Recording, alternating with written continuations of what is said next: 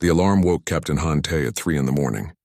He grabbed his phone and saw the message, "Emergency briefing in 1 hour. All senior officers required." He dressed quickly and drove through the empty streets to Earth Defense Force headquarters. The briefing room was full when he arrived. Generals, admirals, and politicians filled every seat. Han Tae found a spot near the back and waited. The lights went dark and a screen lit up at the front of the room. 2 hours ago, we received this signal, the defense minister said. She pressed a button and a sound filled the room. It was strange and musical, like wind chimes mixed with bells. Then the computer translated it into English. The voice that came through the speakers sounded tired and afraid. To anyone who can hear this message, "We are the Velen people of Vela Prime. We are dying. A species called the Cordon came to our world. We offered them friendship. We offered them resources. We offered them everything we had. They want only death. They are killing us. Our cities burn. Our children cry. We have no weapons. We have no armies. We never needed them before. Help us, please. If you have warriors, send them. If you have weapons, bring them. We are running out of time. These are our coordinates. Please hurry." The room was silent. Han Tae felt his chest tighten. The message repeated 3 more times, then stopped. "The signal traveled for 3 months to reach us," the minister continued. "The Velen are 7 light years away. We have never met them before. We know nothing about them or this Cordon species. Why should we care?"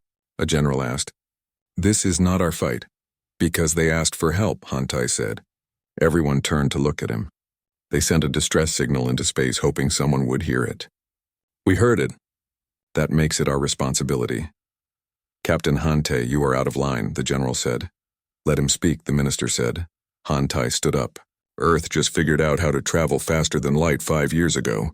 We are new to space. We are weak compared to civilizations that have been out here for thousands of years. But we heard someone crying for help. If we ignore it, what does that make us? What happens when we need help someday?" The room erupted in arguments. Some agreed with Han Tae. Others said Earth should stay out of alien problems. The debate went on for an hour. Finally, the minister raised her hand for silence. "We will send 1 ship," she said. "A small strike team, fast and quiet. If the situation is as bad as the message says, they will do what they can. If it is a trap or a trick, we have only risked a few people. Captain Han Tae, you will lead this mission." Han Tae felt his heart beat faster. "Thank you, Minister. I will not let Earth down. Choose your team carefully," she said. "You leave in 6 hours." Han Tae went straight to the barracks. He knew exactly who he needed. First was Lieutenant Yuri Bo. She was the best tactical officer in the fleet. She could plan battles in her head faster than computers could. He found her in the training room, practicing hand-to-hand combat with a training robot. "Yuri, I need you for a mission," he said. She stopped fighting and looked at him. Sweat ran down her face. "What kind of mission?" "The dangerous kind. The kind where we might not come back." She smiled. "Those are the best kind." "When do we leave?" 6 hours. "Bring everything you need." Next was Sergeant Daquan. He was the best weapons specialist Han Tae had ever met. He could use any gun, any blade, any explosive device ever made. He was also loyal to the Corps. Han Tae found him in the armory cleaning rifles. "Dae, I have a job." "I am ready, Captain," Daquan said. He did not even ask what the job was. He just started packing weapons into cases. "You do not know what I am going to ask you to do. Does not matter. You need me." "I go." "Simple," Han Tae smiled. "We leave in 6 hours. The next member was Corporal Hana Jin. She was young but brilliant. She spoke 12 Earth languages and could learn new ones in days. She also knew how to hack computer systems and break codes. If they were going to talk to aliens, they needed her. He found her in the communications center, listening to the Velen message over and over. "It is so sad," she said when she saw him. "I have been trying to learn their language from this recording. I think I understand some of it already. How would you like to meet them in person?" Han Tae asked. Her eyes went wide. "Really, we are going to help them?" "Yes, pack your things." 6 hours. The last member was Private Woo Sung. He was the youngest person on the team, only 23 years old, but he was the best field medic in the entire military. He could perform surgery in a war zone while bullets flew past his head. He was also idealistic. He believed people should help each other. Han Tae found him in the medical bay organizing supplies. "Woo, I need a medic for a rescue mission." "A rescue mission? Who are we rescuing?" An entire alien species. Wu Sung stopped what he was doing. An entire species? How many people? We do not know. Hundreds of millions, maybe. Then we better bring a lot of medical supplies. When do we leave? 6 hours. The team assembled at the launch bay. Their ship was the EDF Indomitable, a fast attack vessel with experimental weapons and the newest faster-than-light drive. It was small compared to the big battle cruisers, but it was quick and deadly. Han Tai stood in front of his team. You all know why we are here. A species we never met is dying. They asked for help. Earth is sending us. The journey will take 3 months. When we get there, we do not know what we will find. The Cordon might have already killed them all, or they might be waiting to kill us, but we are going anyway because it is the right thing to do. Captain, what do we know about the Cordon? Yuribo asked. Nothing. Earth intelligence has no record of them. We are going in blind. Sounds fun, Daquan said. He was checking his rifle for the 10th time. We are really going to make first contact with aliens? Hana Jin asked. She looked excited and nervous at the same time. Yes. And hopefully we are not too late to save them, Han Tai said. They boarded the ship and strapped into their seats. The engines powered up with a deep rumble. Han Tai sat in the captain's chair and looked at his crew. They were ready. Earth was ready. He opened the communication channel to headquarters. EDF Indomitable requesting permission to launch. Permission granted, Captain.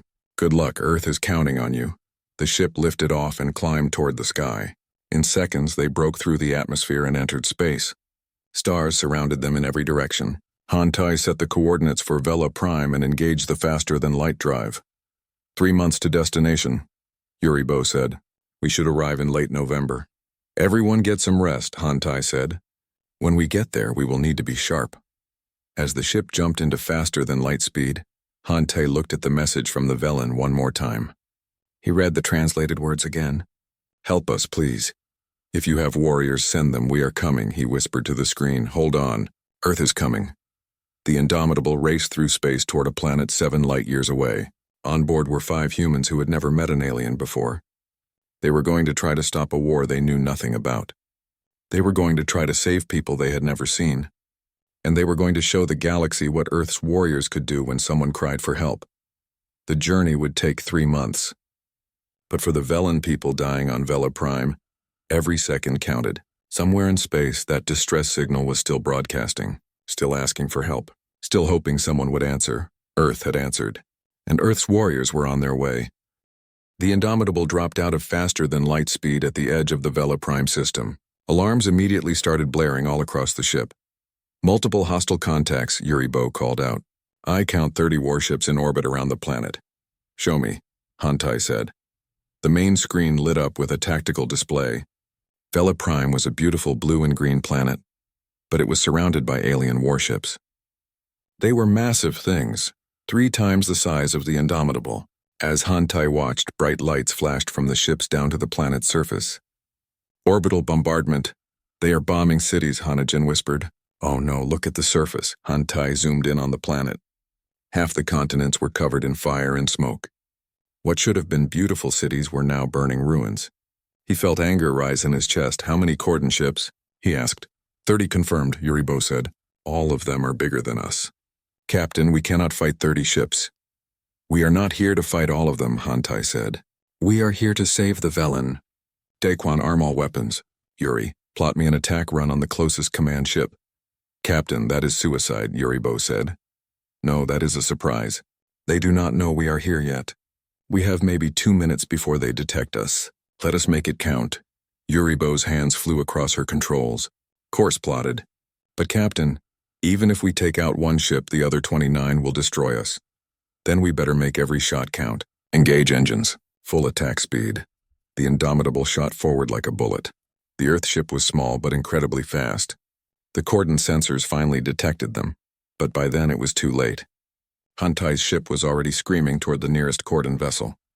Lock all weapons on their command bridge, Han Tai ordered. Locked, Daquan said. His hands rested on the firing controls. Fire. Earth's experimental weapons tore through space.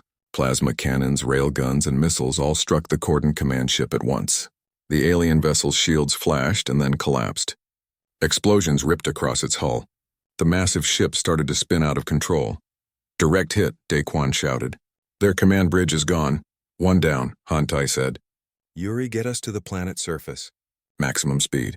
Do not give them time to organize. The Indomitable dove toward the planet. The other Cordon ships were scrambling to respond. Weapons fire chased the Earth ship through space, but Yuri flew like a demon. She twisted and turned, using moves that made everyone's stomach flip. Incoming message from the planet's surface. Hanajin said, It is the Velen. They are asking who we are. Tell them Earth received their message. Tell them we are here to help. Hanajin spoke into her microphone in the strange musical language of the Velen. A moment later, a reply came back. Hanajin's eyes filled with tears. They said thank you. They said they thought no one was coming. They are sending us landing coordinates.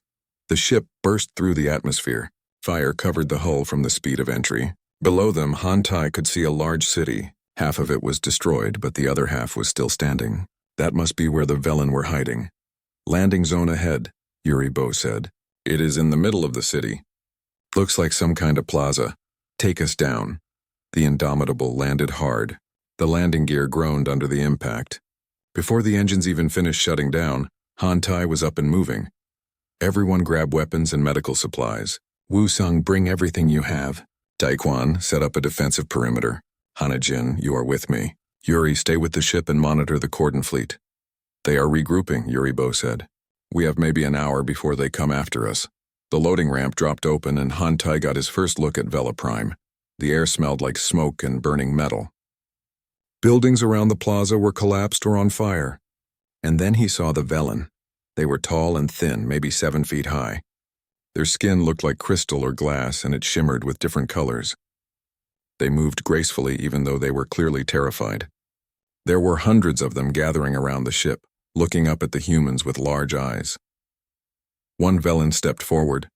She was older, with cracks in her crystalline skin. She wore simple robes and carried no weapons. I am Elder Mira, she said in perfect English. Hanajin must have sent them a translation program. You came. You actually came. We thought we would die alone.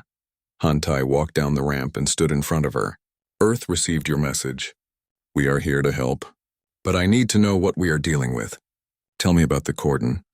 Elder Mira's colors shifted to sad blues and grays. They came 6 months ago. We welcomed them. We showed them our art, our music, our science. We offered them trade and friendship. Their commander Threx said we were weak. He said the galaxy belongs to the strong. He gave us a choice, become slaves or die. We refused to be slaves, so now they kill us. How many of your people are left? We were 200 million. Now we are maybe half that. They bomb our cities every day. We have no weapons. We never needed them. We are a peaceful people. Another Velen stepped forward. He was younger, with bright colors in his crystalline skin. I am Scholar Noth. I have been studying your ship and your weapons. Your species is very aggressive. You have incredible destructive capability. Why did you come to help us? Hantai looked at the alien scientist. Because you asked. That is enough. But we are strangers. You risk your lives for people you never met. That is what warriors do, Daquan said. He was setting up weapons around the plaza. We protect those who cannot protect themselves. Wusung was already working. Wounded Velen were being brought to him on makeshift stretchers. He moved from patient to patient, treating burns and injuries. His face was tight with concentration. Captain, you need to see this, Wusung called. Hantai walked over. Wusung was treating a small Velen child. The child's crystalline skin was cracked and burned. This is what the Cordon are doing. They are not just bombing military targets. They are targeting civilians, children. Hantai felt his anger grow hotter. He turned to Elder Mira. Where is their fleet commander now? Threx commands from his flagship in orbit. He sometimes comes to the surface to watch the destruction. He enjoys it. Hanajin, open a channel to the Cordon flagship. Captain, are you sure? Hanajin asked. Do it. A moment later, a face appeared on Hanajin's portable screen. The alien was massive, with thick armor and cruel eyes. His skin was dark red and covered in scars. Who are you? The alien growled. I am Captain Hantai of the Earth Defense Force. You are Commander Threx of the Cordon Empire. Earth? I do not know this world. You destroyed one of my ships. That was very stupid. Leave now and I will kill you quickly. Stay and I will make you suffer before you die.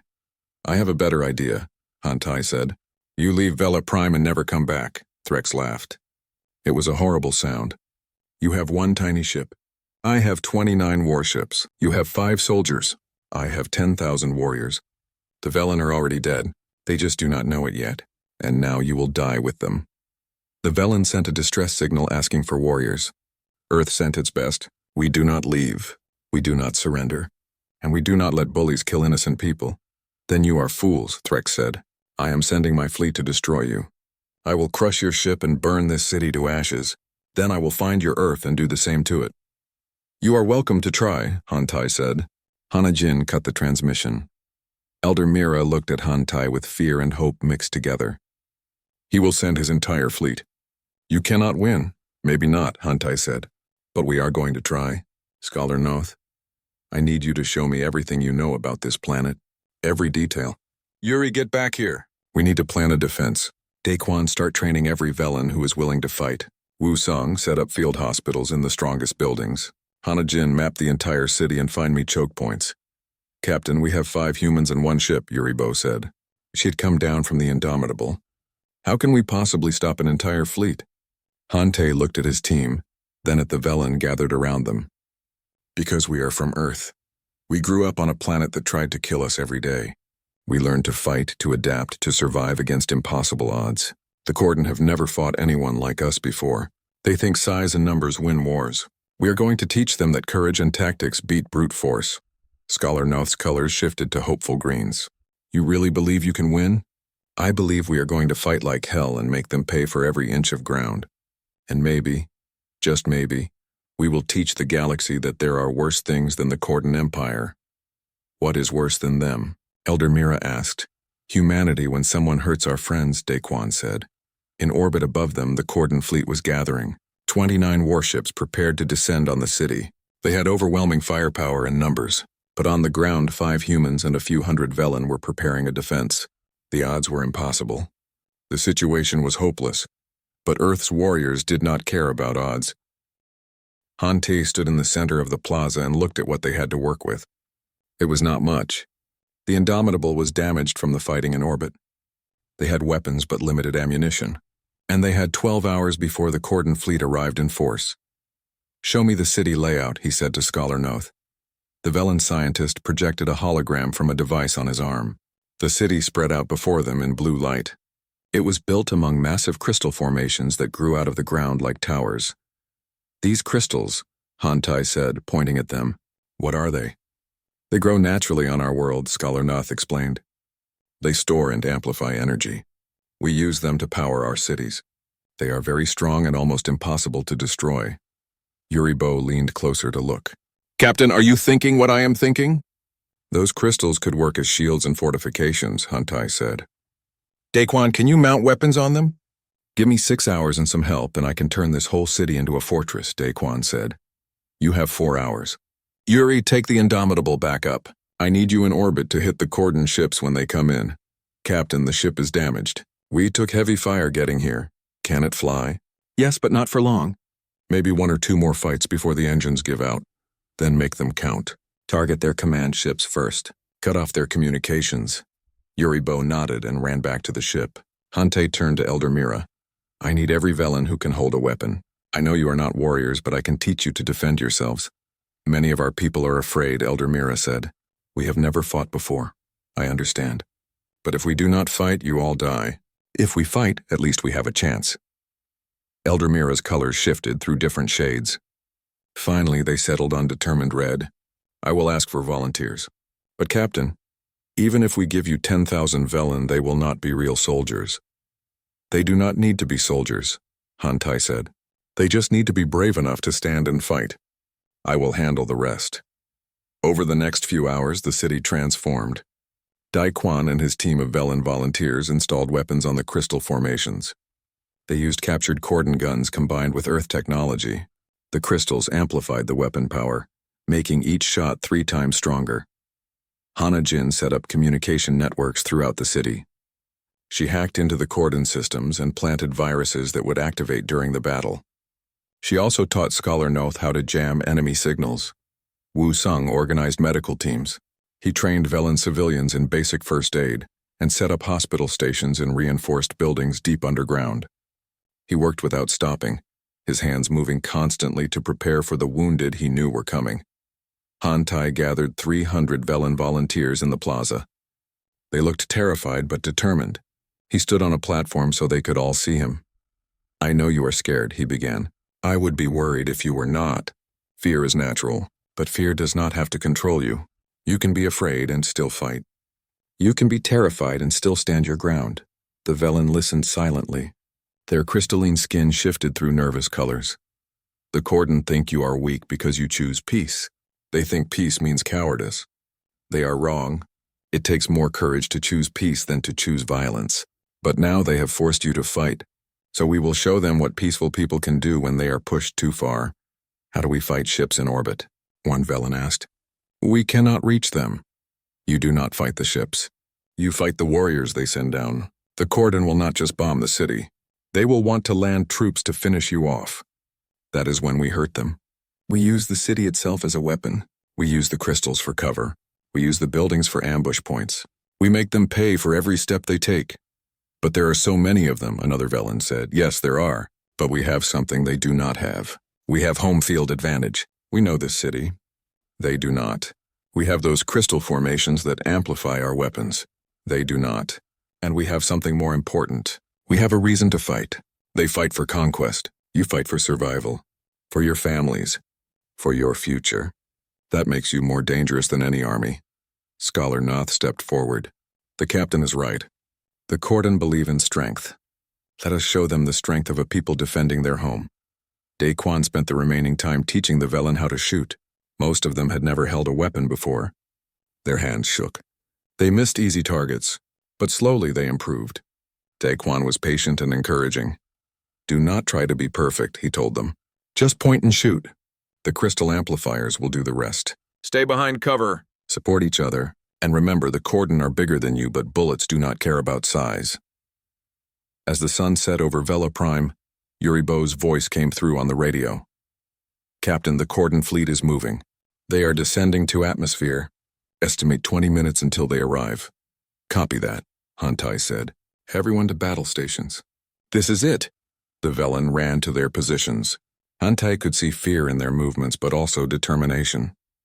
They were ready to defend their home. He climbed up to the highest crystal formation and looked out over the city. The sky was growing dark. But in that darkness he could see lights descending. Dozens of them. The Cordon fleet was coming. "All units, hold fire until my command," Hantai said into his radio. "Let them land. Let them think they have us surrounded. Then we hit them hard." The Cordon ships landed in a circle around the city. They were massive landing craft, each one carrying hundreds of warriors. Ramps dropped open and Cordon soldiers poured out. They were huge creatures, 8 feet tall and covered in armor. They carried energy weapons and moved with confidence. "There must be 5,000 of them," Hanajin whispered. "Good," Hantai said. "More targets." The Cordon began marching toward the city center. They moved in formation, expecting an easy victory. Commander Threx's voice boomed across the city from speakers on his ships. "Velen, humans, you are surrounded. Surrender now and I will kill you quickly. Resist and I will make examples of you." Hantai grabbed his radio. "All units, weapons free, fire." The city exploded with light. Weapons mounted on the crystal formations opened fire. The crystals amplified the energy, turning ordinary shots into devastating beams. Cordon warriors were cut down before they knew what hit them. "Yuri now," Hantai called. Above the city, the Indomitable appeared from behind a crystal formation where it had been hiding. The Earthship flew straight into the center of the Cordon landing craft. Its weapons blazed. 3 Cordon ships exploded before they could react. On the ground, the Cordon warriors scattered. They had expected terrified civilians. Instead, they found prepared fighters using tactics they did not understand. The Velen stayed hidden behind crystals and buildings, shooting from cover. When the Cordon charged one position, the Velen would retreat and another group would attack from a different direction. Daquan led a team of Velen in a flanking attack on a Cordon command post. They moved fast and quiet. When they attacked, they destroyed the command post in seconds, then vanished before reinforcements arrived. "This is guerrilla warfare," Daquan explained to his team. "Hit and run. Never stay in one place. Always keep moving." Hana Jin activated her viruses in the Cordon computer systems. Suddenly their communications went dark. Orders could not get through. Units could not coordinate. The Cordon forces fell into chaos. In orbit, Yuribo danced the Indomitable through enemy fire. She destroyed 2 more Cordon ships before they could land reinforcements. But the Earth ship was taking heavy damage. "Captain, the Indomitable is falling apart," she reported. "I can give you maybe 5 more minutes, then I have to set down or we will crash." 5 minutes is enough. Focus all fire on Threx's flagship. That ship has the heaviest shields in the fleet. Then hit it until those shields break. The Indomitable turned and flew straight at the massive Cordon flagship. It fired everything it had. Missiles, plasma bolts, railgun rounds. All of it slammed into the flagship's shields. For a moment, nothing happened. Then the shields flickered and collapsed. "Shields down," Yuribo shouted triumphantly. "Now ram it," Hantai ordered. "What?" "Captain, that will destroy our ship." "You said it was falling apart anyway. Make it count." "Get to the escape pods first." Yuribo hesitated only a second. Then she set the ship's course and ran for the escape pods. The Indomitable, the fastest ship in Earth's fleet, accelerated to ramming speed. It struck Threx's flagship right in the command section. The explosion lit up the sky. The Cordon flagship broke in half and began falling from orbit. Pieces of burning metal rained down on the battlefield. On the ground, the Cordon warriors saw their flagship destroyed and panicked. Commander Threx's voice came over their speakers, filled with rage. "All units retreat to the ships. We pull back and glass this planet from orbit." But as the Cordon tried to retreat, Hante sprang his final trap. The Velen had mined the routes back to the landing craft. As the Cordon ran, explosions tore through their ranks.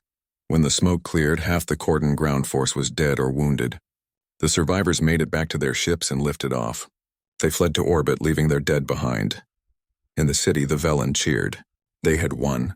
They had actually won. Wu Sung was already moving through the streets with his medical teams, treating the wounded. The Cordon fleet regrouped in high orbit. They had lost 6 ships and thousands of warriors. Commander Threx was furious. He stood on the bridge of his backup command ship and stared at the planet below. "How?" he roared at his officers. "How did 5 humans and some peaceful aliens defeat my warriors?" "The humans fight differently than any species we have encountered," one officer said carefully. "They do not follow normal battle tactics. They are unpredictable and aggressive. I do not care how they fight. I want them dead. All of them. Begin orbital bombardment. Turn that city into a crater." On the surface, Hantai watched the Cordon fleet position itself above the city. He knew what was coming. "They are going to bomb us from orbit," Scholar Noth said. "We cannot fight that." "No, we cannot," Hantai agreed. "That is why we are not going to let them do it." "Hana Jin, can you get me transport up to that fleet?" "What? Captain, you cannot be serious." "I am very serious. They beat us in space. We beat them on the ground, so we need to get into their ships and fight them where they are weak. Inside their own vessels." "That is insane," Yuribo said. "Even if we could get up there, boarding a ship in the middle of a fleet is suicide." "You have a better idea?"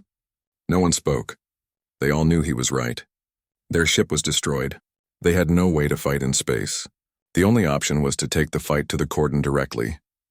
"The Cordon used boarding pods to send warriors to enemy ships," Scholar Noth said. "We captured several when they landed. I could modify them to launch from the ground." "How many can you modify?" 3, maybe 4. Do it." "We launch in 1 hour. Yuri, Daequan, you are with me. Hanajin, you stay here and coordinate with the Velen. Wu Sung, keep taking care of the wounded." "Captain, I should go with you," Hanajin protested. "I need you here more. If we fail, you need to lead the defense." "Understood?" Hanajin did not like it, but she nodded. Scholar Noth and his team worked frantically to modify the Cordon boarding pods. They were small capsules designed to punch through ship hulls and deliver warriors directly inside. "These pods are meant for short-range ship-to-ship boarding," Scholar Noth explained. "Launching them from the surface to orbit is dangerous. The G-forces alone might kill you." "We will take that chance," Hantai said. "Even if you survive the launch and make it to their ship, you will be outnumbered thousands to 1. Then we better be smart about it." Daequan loaded the pods with every weapon they had left. Explosives, rifles, grenades, knives. He even brought a plasma torch for cutting through sealed doors. "If we are going to die, we might as well make it memorable," he said. The 3 of them climbed into the boarding pods. The capsules were cramped and uncomfortable. Hante could barely move. He checked his weapons one last time and sealed his helmet. Launch coordinates locked on Threx's command ship, Scholar Noth reported. May your ancestors protect you. We do not need ancestors, Daquan replied. We have each other. The boarding pods launched with a massive burst of energy. The G-forces slammed into Hantai like a wall. His vision went gray. His body felt like it was being crushed. But he stayed conscious through sheer willpower. The pods screamed upward through the atmosphere. Cordon sensors detected them too late. By the time the alien ships opened fire, the pods were already too close and moving too fast. They struck Threx's command ship like bullets. Metal tore and alarms blared. The pods punched through the hull and stopped inside a cargo bay. The doors blew open and Hantai stumbled out. His legs were weak from the G-forces, but he forced himself to move. Yuribo and Dai Quan emerged from their pods. They looked as battered as Hantai felt, but they raised their weapons and moved into formation. Where to, Captain? Yuribo asked. The bridge. We take out Threx and this fleet falls apart. The bridge will be the most heavily defended part of the ship. Good. I want to look Threx in the eye before I end him. They moved through the corridors of the Cordon ship. It was massive inside with ceilings 20 feet high. Everything was built for beings much larger than humans. That gave them an advantage. They could use spaces the Cordon could not. The first group of Cordon warriors appeared around a corner. There were 6 of them, each one carrying energy rifles. They saw the humans and opened fire. Hantai and his team dove behind cargo containers. Energy bolts slammed into the metal, melting it. But the humans were already moving. Yuribo threw a grenade that stuck to the wall. It exploded, and in the confusion, Daquan opened fire with his plasma rifle. 3 Cordon went down. The others charged. They were huge and terrifying, but Hantai did not hesitate. He slid under one warrior's swing and drove his combat knife up into a weak point in the armor. The Cordon roared and fell. Yuribo shot the last 2 warriors at point-blank range. The fight was over in seconds. They rely too much on size and strength, she said. They are not prepared for enemies that are faster. They kept moving. More Cordon appeared, but each time the humans used speed and tactics to win. They set ambushes. They used the ship's systems against the crew. Hanajin had taught them how to hack Cordon technology, and they sealed doors behind them and opened airlocks in front of advancing warriors. The ship's alarm systems screamed. Threx's voice boomed through speakers. Humans on board. All warriors to the bridge. Kill them. He is scared, Daquan said with a grin. Good. They fought their way up level by level. Hantai lost track of how many Cordon they killed. His armor was dented and scorched. His ammunition was running low, but he kept moving forward. Finally, they reached the bridge level. 50 Cordon warriors stood between them and the doors. Threx had called every soldier on the ship to protect him. Well, this is going to be difficult, Yuribo said. Remember our training, Hantai said. Fast and aggressive. Do not give them time to think, they charged. 3 humans against 50 armored aliens. It should have been impossible. But the humans moved like water, flowing around attacks, striking weak points, never staying in one place. Daquan used his plasma torch to cut through armor. Yuribo fought with knives and a pistol, moving too fast for the Cordon to track. Hantai led from the front, taking the heaviest fire and still advancing. One by one, the Cordon fell, but Hantai's team was taking damage too. Daquan took an energy bolt to the shoulder and went down. Yuribo dragged him behind cover while Hantai held the line alone. Go, Daquan gasped. Finish it. I will be fine. Hantai and Yuribo fought through the last of the warriors and reached the bridge doors. They were sealed. Yuribo planted explosives while Hantai covered her. The explosion blew the doors inward. The bridge was enormous, and standing in the center was Commander Threx. He was even bigger in person, 9 feet of armored muscle and rage. He held a massive energy sword that crackled with power. You, Threx growled. You destroyed my fleet, killed my warriors, made me look weak. For that I will take my time killing you. You made yourself look weak, Hantai replied. You pick on peaceful species because you are afraid to fight anyone who can fight back. I fear nothing, Threx roared. I am Cordon. I am strength. You are a bully, and I am going to teach you what real strength looks like, Threx charged. His sword swung down with enough force to split a tank. But Hantai was not there. He rolled to the side and fired at Threx's leg joints. The armor held, but Threx stumbled. You cannot beat me, human. I am bigger, stronger, superior. Maybe, Hante said. But I am smarter. Yuribo flanked around and shot at Threx from behind. The cordon commander spun to face her, and Hante attacked from the other side. They worked together, never giving Threx a moment to focus on one of them. But Threx was skilled. He landed a blow that sent Yuribo flying across the bridge. She hit a console and did not get up. Now it was just Hante and Threx. Your friend is dead, Threx said. Soon you will join her. She is not dead. And you are going to lose. How? Look at you. You are bleeding. Exhausted. I am barely injured. Because you think this is about physical strength, Hante said. You think the biggest warrior always wins. But that is not true. The smartest warrior wins. The one who refuses to quit wins. The one fighting for something bigger than himself wins. Philosophy will not save you.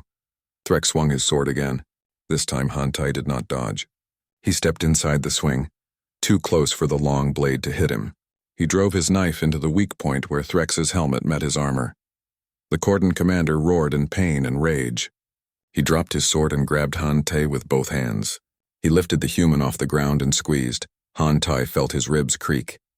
He could not breathe, but he still had one weapon left. He pulled a grenade from his belt, activated it, and shoved it into the gap in Threx's armor. Threx's eyes went wide. He threw Hante across the bridge and tried to remove the grenade. But it was too late. The explosion was muffled by Threx's armor, but it was enough. The mighty cordon commander fell to his knees, then to his face.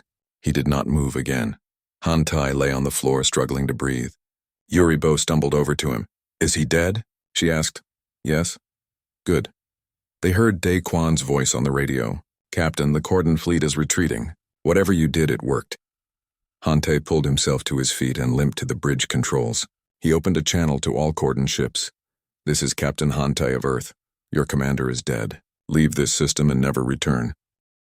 3 months later, Captain Hante stood at attention in front of Earth's United Defense Council. His team stood beside him. They all wore fresh uniforms with new medals on their chests. The council chamber was full of politicians, generals, and reporters. The defense minister stood at the podium.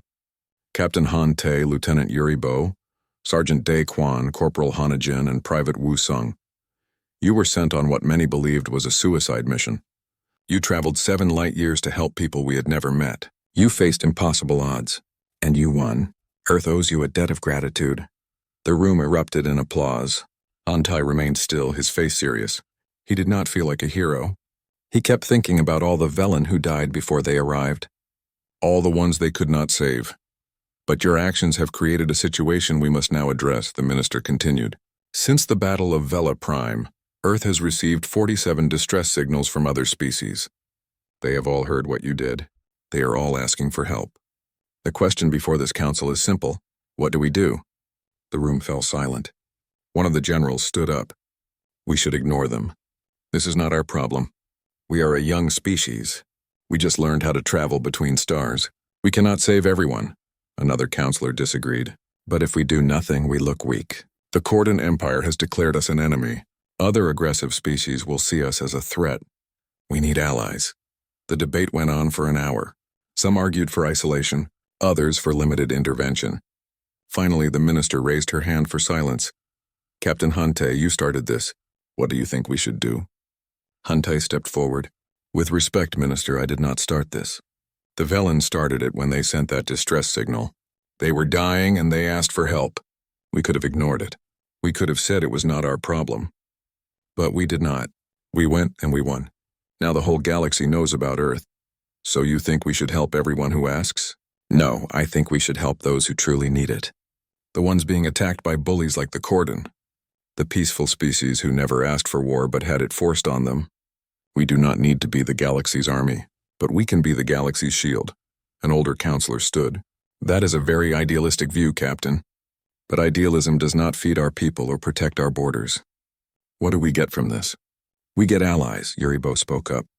The Velen are already sharing their crystal technology with us. That alone will advance our science by decades. Other species will do the same.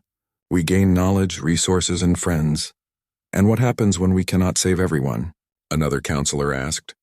What happens when we lose a battle and Earth warriors die on some alien planet? Daquan stepped forward.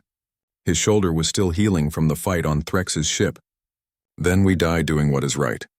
That is what warriors do. We protect those who cannot protect themselves. My ancestors fought and died for that belief. I am willing to do the same. The council chamber buzzed with discussion. Finally, the defense minister called for a vote. All in favor of establishing the Galactic Defense Initiative, with Captain Han Tai as its first commander. Hands went up around the room. More than half. The measure passed. It is decided, the minister announced. Earth will respond to legitimate distress calls. We will protect peaceful civilizations from aggressive ones.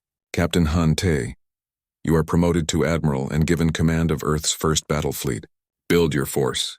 Choose your people, and may you bring honor to Earth and hope to the galaxy. 2 weeks later, Admiral Han Tai stood in orbit above Earth. Around him, the first ships of the Galactic Defense Initiative were assembling. 20 new warships, built using a combination of Earth engineering and Velen crystal technology. They were faster and more powerful than anything Earth had built before. His flagship was the EDF Liberator, a massive vessel with enough firepower to fight an entire fleet. Yuri Bo would captain the EDF Vanguard. Dae Kwan had been given command of the 1st Earth Rangers, elite ground forces trained to fight on any planet. Hana Jin was head of alien relations, coordinating with multiple species, and Wu Sung ran medical operations across the entire fleet. A shuttle approached the Liberator. It carried Scholar Noth, who had become Vela Prime's ambassador to Earth. He came aboard and bowed to Han Tai. Admiral, it is good to see you again. Vela Prime sends its gratitude and these gifts. He gestured to containers being loaded into the cargo bay. Advanced crystal reactors, medical technology, and our finest art. Your people owe us nothing, Han Tai said. On the contrary, we owe you everything. Our entire species would be dead if not for your intervention. Elder Mira asked me to tell you that you will always have a home on Vela Prime. How is your planet recovering? Slowly, we lost so many. But we are rebuilding, and this time, we are prepared to defend ourselves. Your Sergeant Dae Kwan taught us well. Over the next few weeks, other ships arrived. 4 more species had joined the Galactic Defense Alliance. They contributed their own vessels and technology. The Terran brought stealth systems. The Maka contributed powerful sensors. The Olan had shield technology far beyond Earth's, and the Brex offered their knowledge of alien biology and medicine. Together, they formed a fleet of 60 ships. It was still small compared to empires like the Cordon, but it was growing. Admiral, we are receiving a distress signal. Hana Jin reported from the communications station. Put it through. A voice came over the speakers. It was desperate and afraid. This is the colony of Haven's End. We are under attack by raiders. They are killing us. Please, if anyone can hear this, we need help. Han Tai looked at his crew. They were all watching him, waiting for his decision. He thought about the Velen message that started everything. He thought about all the people who died before Earth arrived. He would not let that happen again.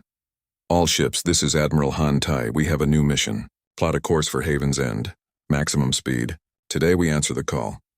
The fleet moved as one. 60 ships from 6 different species united by a common purpose. They jumped to faster than light speed and raced toward another world in need. On the bridge of the Liberator, Han Tai stood and looked at the stars. Somewhere out there, the Cordon Empire was rebuilding. Commander Threx's brother had taken command and sworn revenge on Earth. Other aggressive species were watching, deciding if they should challenge this new alliance or join it. There would be more battles, more sacrifices, more difficult choices. But Han Tai was ready. Earth was ready, and they were not alone anymore. Scholar Noth stood beside him. Do you think we can really change the galaxy? Make it a safer place? I do not know, Han Tai admitted. But we are going to try. For too long, peaceful species have been prey for aggressive ones. That ends now. Today we tell the galaxy that there is a new force, one that fights not for conquest or glory, but for those who cannot fight for themselves. The other aggressive empires will see you as a threat. Let them. Maybe they will think twice before attacking innocent people, and if they do not, they will learn what the Cordon learned. Humanity does not start fights, but we finish them. Yuri Bo's voice came over the communication system from the Vanguard. Admiral, we are approaching Haven's End. Multiple hostile contacts detected. All ships, battle stations. This is what we trained for. Show them what Earth's warriors can do. The fleet dropped out of faster than light speed. Below them, a small colony world was under attack by pirate ships. The pirates saw the Defense Initiative fleet and tried to run, but Uribo's ships cut off their escape. The battle was quick and decisive. Within an hour, the pirates were destroyed or surrendered. The grateful colonists sent message after message thanking the fleet. Han-Te listened to them and felt something warm in his chest. This was why they fought. Not for glory or medals, but for moments like this. For the relief in a parent's voice when they knew their children were safe. "Admiral, we are receiving another distress signal," Hanajin reported. "And another. And another. Word is spreading fast. Everyone knows about Earth now." "Then let them know," Han-Tai said. "Let the galaxy know that if they cry for help, someone will answer. The age of empires taking what they want is ending. The age of protection is beginning." Daquan's voice came through from the Ranger transport. "Captain, I mean Admiral. We have volunteers from Haven's End who want to join the Rangers. They want to fight with us, accept them. This is not just Earth's fight anymore. This is everyone's fight," Wusung reported in next. "Medical teams are treating the wounded on Haven's End. We saved everyone who could be saved. No one died that we could prevent." Han-Tai smiled. His team, once just 5 people on a desperate mission, had become the core of something much bigger. They were building an alliance that could change the galaxy. Scholar Noth's colors shifted to hopeful blues and greens. "You know the Corden Empire will come for you eventually. They will bring their full might against Earth. Let them come," Han-Tai said.